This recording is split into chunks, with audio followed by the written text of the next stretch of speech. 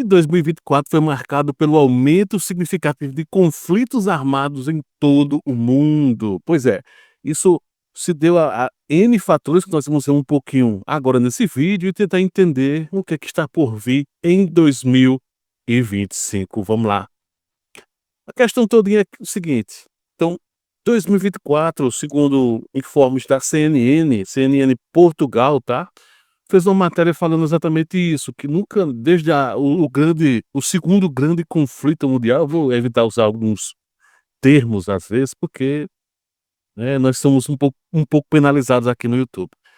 Então, o segundo grande conflito de lá para cá, nós já tivemos vários tipos de conflitos dos mais diversos. A Guerra Fria em si, teve os conflitos Rússia no Afeganistão, por exemplo, né, o Vietnã, e tantos outros, fora os que ocorreram década de 90 que foram bem violentos também, tá, tiveram diversos violentos, no caso da Iugoslávia, por exemplo, foi bem complexo, Iraque e Irã, né, que foi um conflito devastador, né, em termos de baixas.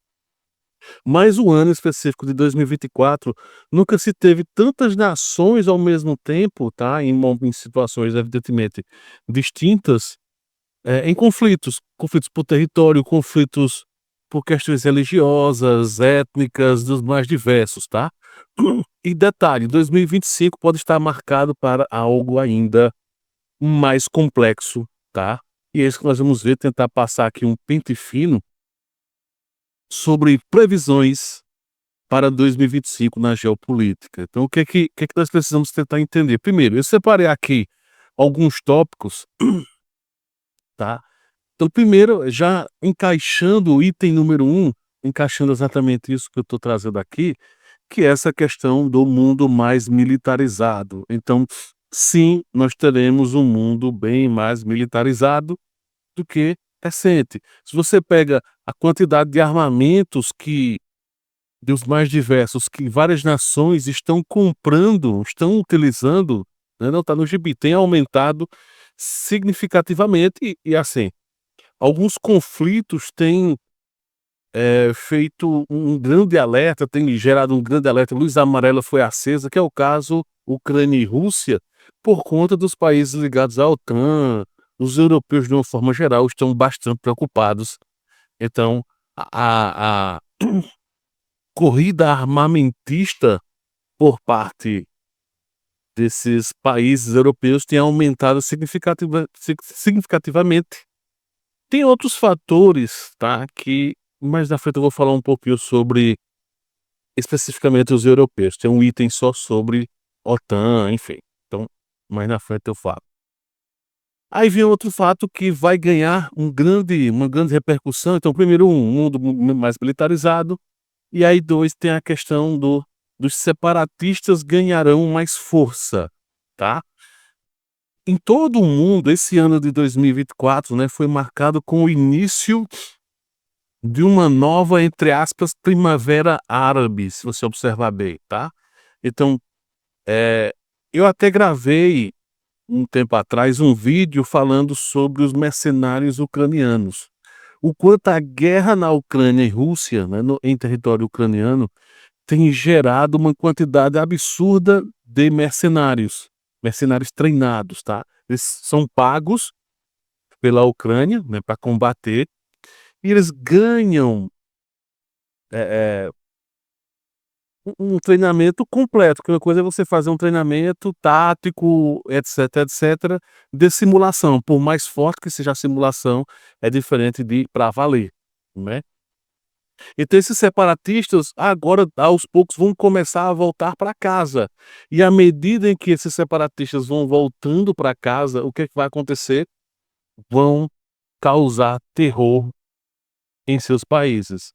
Então alguns países vão estar na bola da vez, então vai ter uma grande chance de aumentar.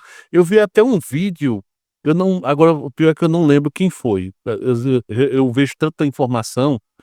Alguém, um podcast, é brasileiro esse podcast, comentando da chance de alguns desses mercenários virem para o Brasil, tá, e causar, né, um terrorzinho básico aqui no Brasil. Então fica até o alerta quanto a essa questão. Outro item que eu coloquei na pauta aqui é a escalada. Eu vou tentar, não ser um vídeo muito longo, tá, apesar de terem temas, cada um tranquilamente passaria 10, 15, 20 minutos falando sobre cada um dos itens, eu vou tentar ser o mais objetivo possível, tá. O item 3 é a escalada de conflito civil na Síria, tá. O HTS Al-Jolani, né, que é o líder, digamos, do movimento, que vai liderar, né, tá liderando de uma certa forma, tá conversando, negociando. Só que existe toda uma problemática que não é da noite para o dia, que simplesmente, indivíduos que até 30, 40 dias atrás estavam guerreando um contra o outro, agora têm que viver, entre aspas, em paz. Indivíduos que passaram anos e anos, semeando ódio um contra o outro por questões religiosas, por exemplo, né, por exemplo, alauítas com xiitas ou com sunitas, ou de repente alguns desses mais jihadistas mais radicais, né, ex-Estado Islâmico, ex-Al-Qaeda, algo do tipo, e não fazerem nada contra alguns cristãos, por exemplo, que estão lá na Síria, os cristãos ortodoxos. Tem uma minoria da minoria que são cristãos católicos mesmo, católico romano, mas a maioria católico, são cristãos ortodoxos mesmo, tá, que estão lá. Mas, ou seja, as minorias tendem a sofrer. Os drusos numa menor quantidade, porque os drusos, a maioria, estão já em território ocupado por Israel. Israel disse que vai protegê-los, digamos assim. E não duvide se, à medida em que a escalada civil ocorrer, que alguns indivíduos comecem a vir pedir socorro a Israel, tá? Principalmente os vizinhos de território. Então, infelizmente, há uma grande chance de se ter uma escalada, tá? Principalmente na região alauíta, tá? Que é a região mais litorânea. Os alauítas, durante muito tempo, eles é que eram a polícia, o exército, de uma certa forma, e deles é que reprimiam. Então há uma grande chance de a repressão agora acontecer o inverso, tá.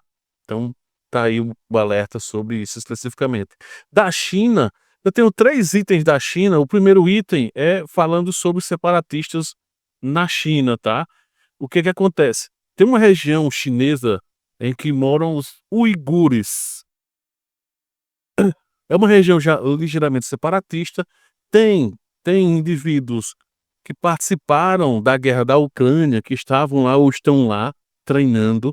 Há indivíduos que estavam na invasão, né, em toda essa insurgência ocorrida na Síria.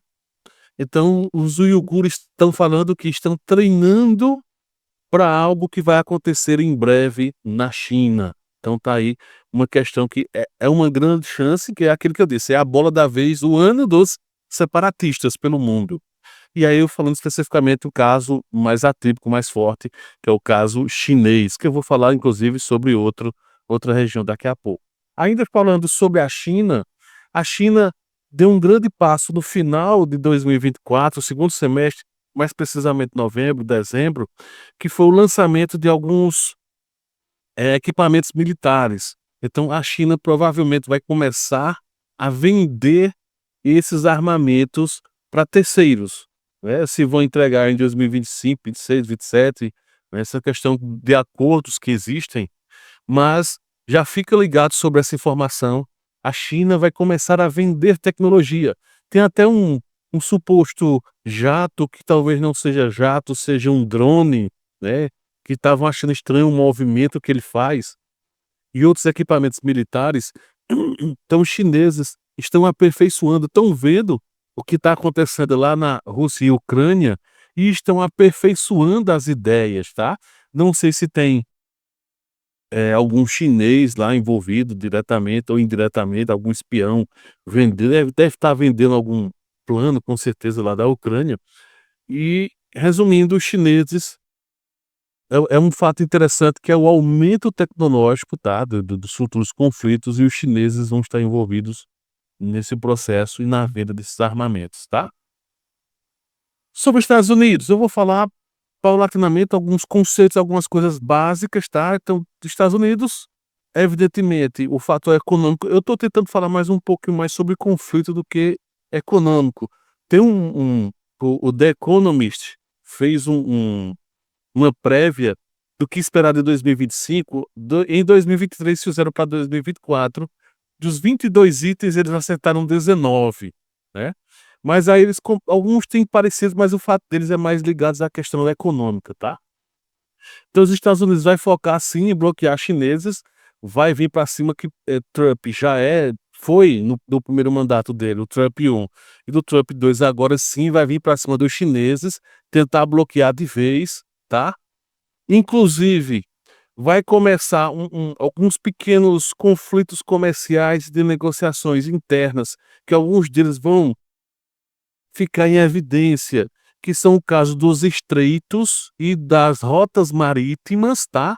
Por isso que Trump já está vindo com força total sobre essa história de Canal do Panamá, tá, de talvez apoiar a Nicarágua na construção do seu próprio canal, né, que existe um plano e tudo mais, e outros planos que existem, de apoiar ainda mais a Turquia, já que a Turquia, Dardanelos, aquela região ali dos estreitos que tem, os 2 estreitos da Turquia, é uma passagem natural dos russos, é uma, né, de saírem enfim, com o que quer que seja, então, há uma grande chance dos americanos, não só chinês, russo, enfim, começar a fazer acordos mais agressivos, taxações, e militarmente se posicionar. Tem o caso do estreito entre China e Taiwan, é uma complicação grave.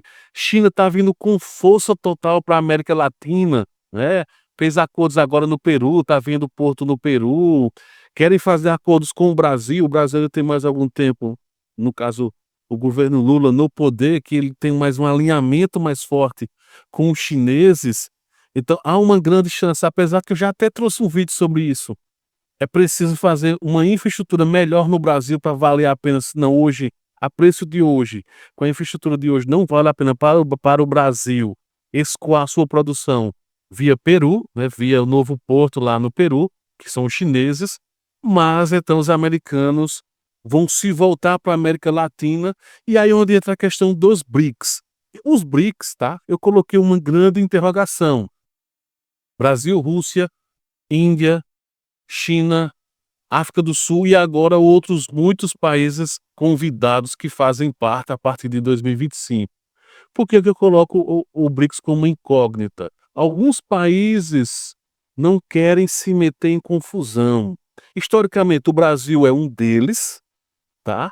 O Brasil tem o principal parceiro comercial dele hoje, os chineses, mas tem um segundo parceiro comercial maior, os americanos.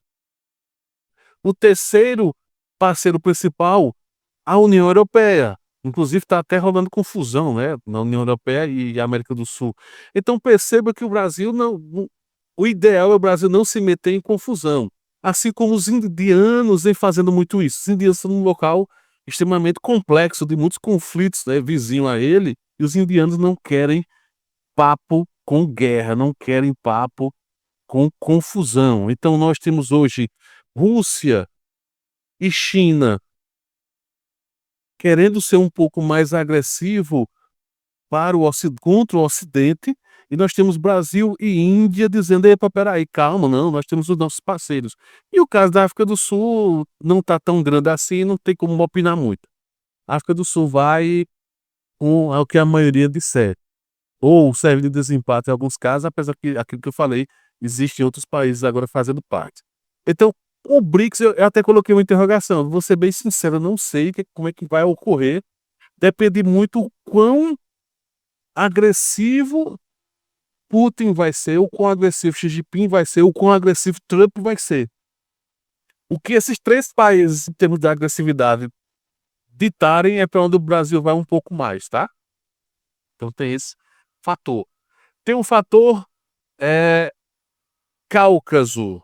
Eu primeiro na realidade eu vou fazer o seguinte, eu vou falar sobre a OTAN, depois é que eu falo sobre o Cáucaso. OTAN, já para seguir na linha de uniões, né, de indivíduos. OTAN, que é a Organização do Tratado do Atlântico Norte, eh, vem sendo freada cada vez mais por problemas econômicos dos países europeus. Os europeus estão ruim das pernas. Tem até uma matéria que saiu como é o nome do cara? Alexander Mercouris. Ele comentou até algo interessante que é bem confuso. Vamos lá imaginar, houve o início da guerra da Rússia. Primeiro, os a Europa Central, toda a Europa de uma forma geral, passou a depender demais do gás russo, tá? Muito, muito do gás russo. Aí começa o conflito Rússia e Ucrânia. E uma das primeiras grandes questões é cortar parte desse gás. Começou a encarecer cerca de 5 vezes, como eu até trouxe vídeo sobre isso. Beleza. O que é que acontece? Começou a encarecer o os europeus que já não estavam tão bem economicamente começaram a frear suas indústrias, começaram a frear, começou a surgir desemprego, fechar fábricas. O caso emblemático alemão lá da Volkswagen é um caso típico para isso. Então começou toda uma problemática quanto ao fator econômico europeu. E estamos num momento de possível escala do conflito Rússia e Ucrânia. E que Zelensky vem forçando cada dia mais pedindo para a OTAN estar presente. E alguns países dizendo, olha, não quero me meter com isso porque é só confusão, é só gasto. Se entrarmos em uma guerra agora, todo mundo está quebrado, vai quebrar geral, ninguém quer isso. Para você ter uma ideia, os países bálticos, Letônia, Lituânia, toda aquela região ali, eles não estão nem com dinheiro para construir o sistema de trem principal deles, que eles querem fazer, de trem e metrô, para facilitar o transporte de tropas e de cargas para essa região, para o apoio militar futuro deles. Eles não têm condições de fazer isso. Hoje a Europa está no limite, o básico do básico, o Reino Unido mesmo falou isso já, que a quantidade de mísseis antiaéreos não tem nem como enviar mais para a Ucrânia, porque eles estão com o mínimo necessário para defender o território. Cada um dos países estão no limite, num possível ataque de qualquer inimigo, vamos supor que seja a Rússia, eles não estão prontos. A Rússia, eles pensavam que a essa altura já estaria quebrada, e não está. Então, a OTAN tem grandes desafios em 2025, e não são nada bons, há uma chance de cada vez começar a frear, tá? Eles podem até publicamente fazerem barulho, feito fazem constantemente, mas dos bastidores a coisa vai ficando cada vez mais complicada para a OTAN, tá? Caso do Cáucaso. O Cáucaso, que é, para quem não sabe, é uma região, tá, que envolve alguns países como Geórgia, Armênia e Azerbaijão, junto com o chamado Ciscáucaso, o Cáucaso do Norte, o Cáucaso Russo, são vários nomes que se dão, que são aquelas regiões ali de Stavropol, República da Adiguésia, Karachay-Circácia, Cabardia-Balcária, Ossétia do Norte, Chechênia, Daguestão, são nomes que muitos não conhecem, não sabem exatamente, mas que fazem parte do Cáucaso. É uma região explosiva, tá? Inclusive, só para você ter uma ideia, essa região vem sofrendo ataque ucraniano, a Chechênia especificamente, a região do Daguestão também. Teve o caso agora recente do avião que caiu, né, do Azerbaijão, que foi a Rússia que lançou, estava se defendendo de um ataque ucraniano e dessas rajadas provavelmente um míssil, não se sabe exatamente, estava defendendo e atingiu esse avião civil. Então o Cáucaso pode ser a bola da vez de aquecer ainda mais. A Geórgia vem tendo problemas graves internos com eleição, uns pró-Europa, uns pró-Rússia. Então é um caldeirão lá, é bem complexa aquela região. Então, ficar de olho, vem bronca por aí no Cáucaso. Faltam só mais 2 itens aqui, tá vendo? Eu prometi não ia demorar muito. Tem o caso Israel e eu deixei os 2 piores por último. Piores no sentido de resolução. Impasse da paz entre Ucrânia e Rússia, onde os russos vão avançar no território cada vez mais. Enquanto está no inverno, o avanço está mais lento. Então nós temos Kurakovo, ou Kurakov, como queira chamar, nós temos locais que em breve vão cair, tá? Em breve tem 2, 3 grandes cidades ucranianas que estão para cair, e aí se caiu, há um avanço significativamente forte. Tem a questão da Ucrânia ter utilizado da forma errada os mísseis, né, que os europeus e os Estados Unidos deram para eles. Só para ter uma ideia, foi em torno de 500 mísseis, hoje não chega nem a 50, um dos tipos lá. Então, utilizaram da forma extremamente errada e agora vai estar precisando, o momento que mais crucial que vai precisar, eles não têm suficiente. Então, vai ficar até tudo vai depender do famoso dia 20 de janeiro. Detalhe, esquece essa história de que Trump vai ser o salvador da pátria de fato, tá? Existe uma guerra de egos gigantes. Por mais que Putin escute um pouco mais Trump do que escutava Biden, existe uma guerra de egos, tá? No final das contas, os russos, será que Putin vai ouvir muito os americanos? Não, tá? Já começou todo um jogo de negociação. Os americanos foram bem radicais numa posição, tinham que garantiam que a Ucrânia passaria no mínimo 20 anos sem entrar na OTAN e a Rússia teria que se retirar dos territórios que foram invadidos, com exceção da Crimeia. Evidentemente, os russos disseram não, porque isso faz parte das negociações, tá? Aí agora os americanos vão ceder um pouquinho, os russos talvez vão dizer não, daqui a pouco os americanos vão fazer outra proposta, os russos vão fazer uma contraproposta, então na quinta, na sexta proposta e contraproposta vão chegar num acordo lá. Isso já é padrão da negociação, tá? Mas não vai ser resolvido dia 20, Trump vai assumir, dia 21 de janeiro já está resolvido. Não, vai ser mais lento e Zelensky ainda vai estar com aquela ideia de até o último homem, estilo Churchill, né? Eu acho que Zelensky leu muita biografia de Churchill, só pode, porque tudo que ele diz, toda a conversa desde o início, se você pegar qualquer documentário, qualquer livro, leia qualquer livro básico falando sobre a vida de Churchill ou um documentário, e depois comparar com o que o Zelensky está dizendo, é praticamente igual, é uma cópia, né? Até o último homem, vamos vencer. E aí a diferença é que Churchill ficava em busca do apoio americano a todo custo, e aí agora é em busca do apoio americano barra Europa, né, barra OTAN. Mas,